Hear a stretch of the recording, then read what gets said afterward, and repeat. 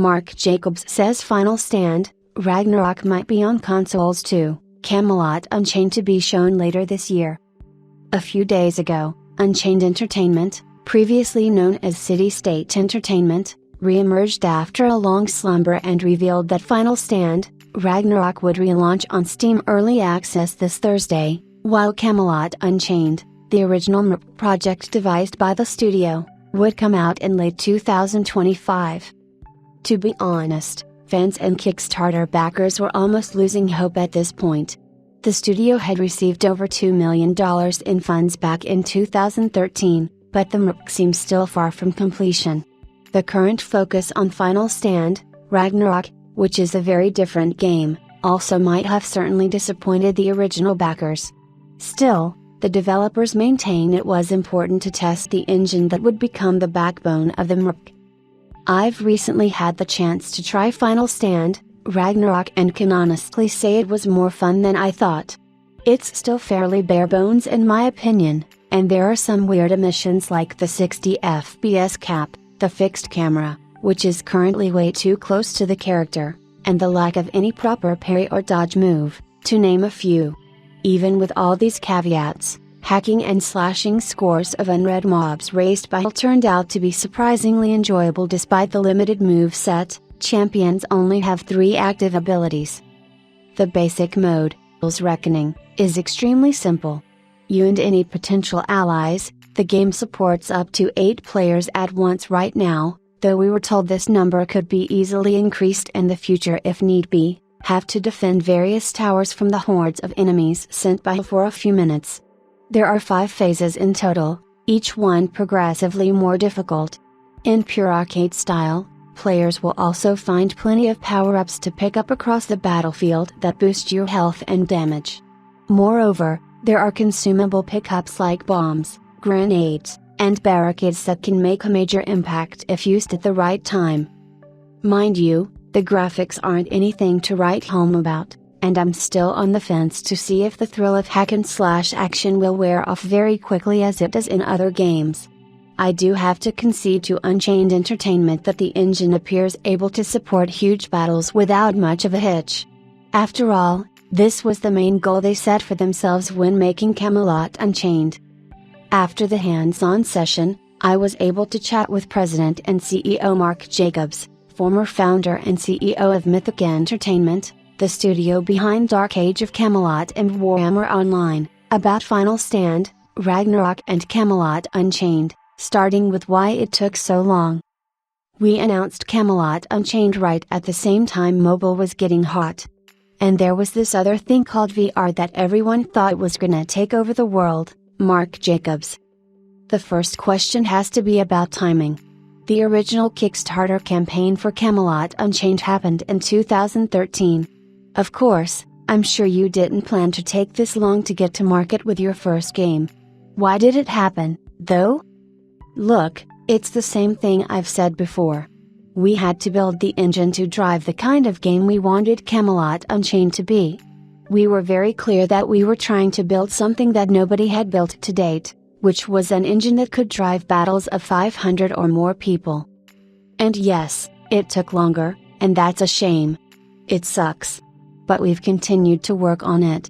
And if you were in the game today, you saw the performance of the engine with tons and tons of NPCs, way more than there'll be in a Camelot Unchained battle. In the coming weeks or months, you'll see tests with that many people. That's number one, it took us longer to build the engine. That's not an excuse, but it is a reason. It just takes a while, and while it's easy for some people to say, well, it shouldn't take you as long, the fact is if you look at the number of companies who've said the same thing in the last dozen years, none of them have released an engine that can drive the battles we want. In our Kickstarter, we said we wanted 500, just something on a scale that was awesome. Was it the right choice? I don't know. But it was the choice we made, and while that's not the only reason it's taken us so long, that was the main one. But as you can see from what you saw today and what you'll see in other videos, the engine is doing its job today, and because of that, we are very comfortable doing or saying what we said about Camelot Unchained coming out at the end of next year, assuming we can hire enough engineers. That was something I was wondering. Was the lack of talent one of the reasons? It was, oh my god, it was. Again, that was one of the reasons I talked about in the past. We announced Camelot Unchained right at the same time mobile was getting hot. And there was this other thing called VR that everyone thought was gonna take over the world, including 3D technology before then. I couldn't hire enough people. I always complained about it if you've seen any of the old videos with me and we were talking about numbers. It was really hard because everybody was staffing up and there was a lot of VC money going into things that they probably wish they never went into. But we were left going, "Hi, we're still making this MMO, will you join us?"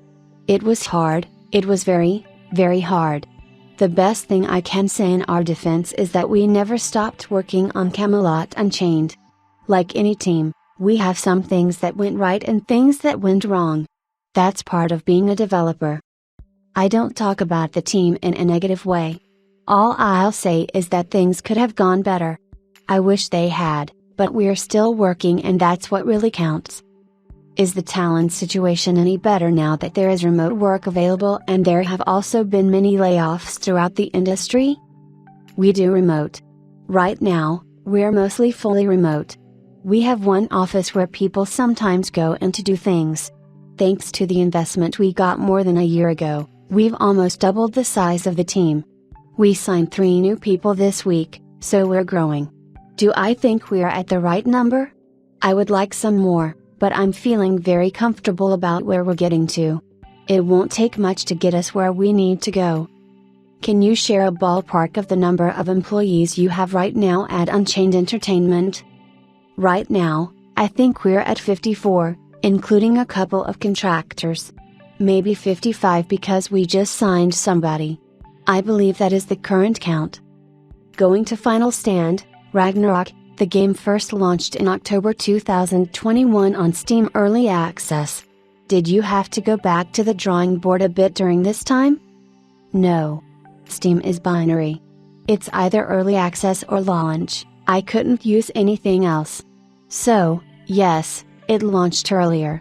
But in our documentation and some of the interviews, I kept telling people this is first access. It's not early access. It is for Steam because there is no other choice. Believe me, if I could have said first access using Steam, I would have done that. We didn't go back to the drawing board at all. We just kept adding more stuff. With each sprint, we added a bunch of new things to Final Stand, Ragnarok. Now we feel we're at the point where we can say it's a true early access game, because when you look at the early access games, look at Pal World, for example, it had over 25 million players. There's a higher standard, I think, for early access than there used to be, and now we can say we're at that standard. We have multiple arenas, we have lots of NPCs. We've got a great performing engine, we've got a very updated user interface. We're very happy that we're now in early access and taking it from there. In the presentation, you said that while the goal is not to take an infinite amount of time in early access, you're not going to rush to version 1.0, either. It's a balance, I guess. Exactly. That's the thing about early access. You've got some games that were in true early access for many years before they actually launched, and it's gonna be the same with us. Could we launch next year? Absolutely. If we feel we are in the kind of shape I would like us to be, then we can officially come out of early access, but early access isn't like the old days. It is a launch, right? Again, you look at all these great games and how many people have been playing them in early access and then you go, wow, it's no different than a launch because it is commercial. In the old days, it used to be called a commercial launch, right? Because that's when you got paid. So, you put the game on the store shelves, or you put it on Steam or Epic, but the only difference between early access and commercial launch is that the early access games don't usually have as much stuff as when they're launched. But when you start looking at the whole game as a service thing, then what's the difference? If you look at Dark Age of Camelot, we launched in 2001. We had our first expansion the next year. If it was a commercial launch and now we have all this new content and then we have more new content. How is that any different? It really isn't. Right now it's just nomenclature. The hope is that in the next 2 months, we are going to start talking about Camelot Unchained, Mark Jacobs. So, I'm guessing you're planning to keep developing Final Stand, Ragnarok alongside Camelot Unchained for years, right? Absolutely. Beyond Hell's Reckoning mode, are there going to be other modes available at the early access launch of Final Stand, Ragnarok? Absolutely. You have the tower, you have the arena. We're gonna be testing the dungeon maze. That's probably another 2 months from being ready. We'll do these first look Fridays where we'll give players a peek and let them play it for a little bit and get feedback. And in terms of after that, we've got a swamp area that's already in development, we've got more champions in development. By that, I mean actual development, not just on paper. We expect all of this will happen this year. There'll also be a lot of tweaking. Once we get a lot of people playing it, we're gonna get a lot of feedback. Are there going to be any cosmetic microtransactions in Final Stand, Ragnarok or anything like that? Yeah, we're gonna keep it simple, real Battle Pass stuff. Obviously, there is no Web3 and no things that give you an advantage in the game. It's all cosmetics right now. You can earn them, you can buy them. It's gonna be a very standard formula. We're not trying to reinvent the wheel here. Speaking of Camelot Unchained, you said you're targeting late next year, right? Will that be another early access launch? I'm not gonna get myself in trouble by saying what I don't know. We haven't actually discussed it. In my perfect world, I would probably do an early access launch as long as it's not a minimum viable product, right? Because the first access for Final Stand, Ragnarok was a minimal viable product. For Camelot Unchained, I would rather wait until we're further along. Could we do an early access launch on Steam just like we would do the open betas back in the day or the final betas? Maybe, but we haven't even thought about that. We're talking about having a real game by the end of next year. Are you planning to show more about Camelot Unchained later this year? Yeah, absolutely. The hope is that in the next 2 months, as more is done, because we have been working on it, we just haven't talked about what we've been doing. Then we are going to start talking about it. The Camelot Unchained backers, even the ones who are impatient, and I don't blame them at all for being impatient, have been overall extremely patient. Even the impatient ones have been very patient. It sounds like a contradiction, but it's actually true. We want people to believe in the path we're going down, and when you look at Final Stand, Ragnarok, and you look at what the engine can do, and then you see these same things applying to Ku and seeing that we're making more progress on seeing you all of a sudden, I hope that will cause people to look at us and go, that's great. Keep going. That's all I can ask, because we're not asking them to give us any more money. We're just asking them to continue to be patient as we work on it. Do you have any plans to launch the games, perhaps starting with Final Stand, Ragnarok, on consoles as well? Yes, absolutely. Ragnarok was made for the consoles. Almost everyone on our team has a controller right by their desk. We built it from scratch to be PC first, but console as well, by making sure that everyone had one of these and was playing the game with it as well as the keyboard at times. That makes our life easier when we port because, as you know, a lot of games that are made for the PC and go to the consoles, don't always have that same success in terms of whether it's gameplay, UI. We didn't want to have any of that. We were just like, no, we're not gonna go down that path. We're gonna design it right from this beginning to be a game that can be played on the consoles, that can be fun on the consoles, and won't take us forever to port it if we decide to port it. But as of now, we have not ported it. We haven't begun porting it. We don't even have anyone on the team assigned to porting it. But at some point, I expect the engine will be ported along with the game to at least one of the console platforms.